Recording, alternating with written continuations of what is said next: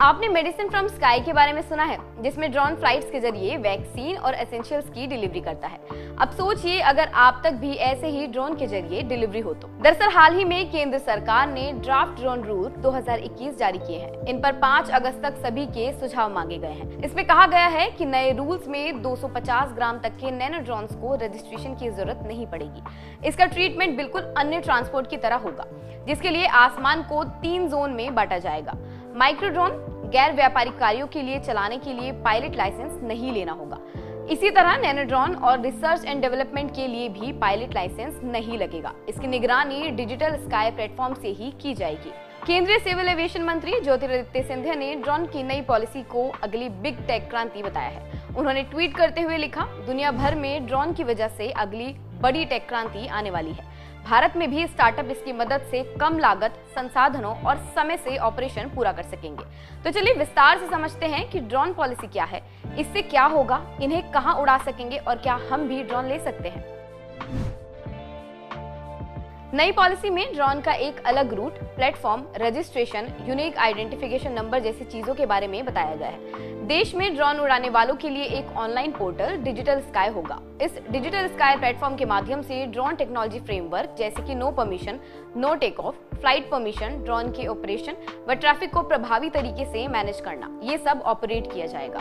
इसके साथ drone traffic के लिए एक unarmoured aircraft traffic management system भी लॉन्च किया जाएगा।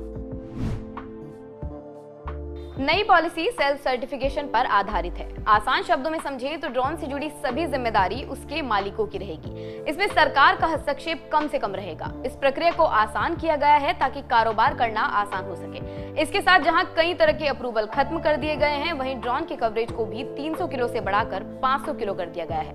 नियमों के उल्लंघन पर 1 लाख रुपए तक दंड रखा गया है। रजिस्ट्रेशन या लाइसेंस जारी करने से पहले किसी तरह का सिक्योरिटी क्लियरेंस भी नहीं लगेगा। ड्रोन के रूट की अगर बात करें तो आसमान को 3 जोन में बांटा जाएगा। डिजिटल स्काई प्लेटफॉर्म पर ग्रीन, येलो और रेड जोन के साथ एक इंटरैक्टिव एयर स्पेस मैप बनाया जाएगा। ड्राफ्ट पॉलिसी के मुताबिक ग्रीन जोन जमीन से 400 फीट ऊपर होगा, येलो जोन 200 फीट ऊपर और इसके साथ साथ रेड जोन भी बनाया जाएगा। वहीं येलो जोन का दायरा है एयरपोर्ट से 45 किलोमीटर दूर तक रखा था, उसे घटाकर 12 किलोमीटर तक कर दिया गया है। ग्रीन जोन में फ्लाइट के लिए परमिशन नहीं लगेगी। येलो और रेड जोन में ड्रोन उड़ाने के लिए पायलट को एयर ट्रैफिक कंट्रोल अथॉरिटी से परमिशन लेनी होगी।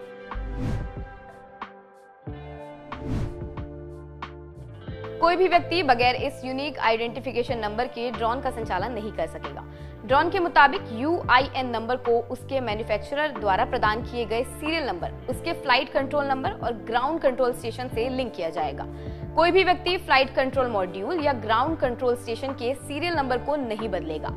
इसके लिए पहले डिजिटल स्काई प्लेटफॉर्म पर उसे अपडेट करना होगा।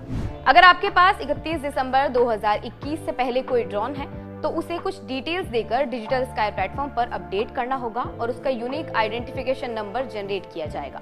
इसके साथ अगर ड्रोन ट्रांसफर करना है, यानी आपको उस ड्रोन को किसी और को देना है, तो डिजिटल स्काई प्लेटफॉर्म पर ट्रांसफर करने वाले की डिटेल्स, जिसको ट्रांसफर किया जा रहा है उनकी डिटेल्स और यूनिक आइडेंटिफिकेशन नंबर अपडेट करना होगा। ड्रोन का डी रजिस्ट्रेशन यानी पंजीकरण रद्द करना हो तो इसकी सारी अपडेट भी डिजिटल स्काई प्लेटफॉर्म पर जमा करनी होगी। मार्च 2021 में केंद्र सरकार ने अनआर्म्ड एयरक्राफ्ट सिस्टम रूल 2021 जारी किए थे। ये नए रूल्स इसे ही रिप्लेस करेंगे। मंत्रालय द्वारा एयरक्राफ्ट एक्ट 1934 के तहत ड्रोन पॉलिसी को दोबारा ड्राफ्ट किया गया है। इस ड्राफ्ट पर 5 अगस्त तक सुझाव और आपत्तियां मांगी गई है। अगर आपके पास भी इसे लेकर कोई सुझाव या आपत्ति है तो आप उन्हें 5 अगस्त से पहले मेल कर सकते हैं। आज की इस वीडियो में बस इतना ही। धन्यवाद।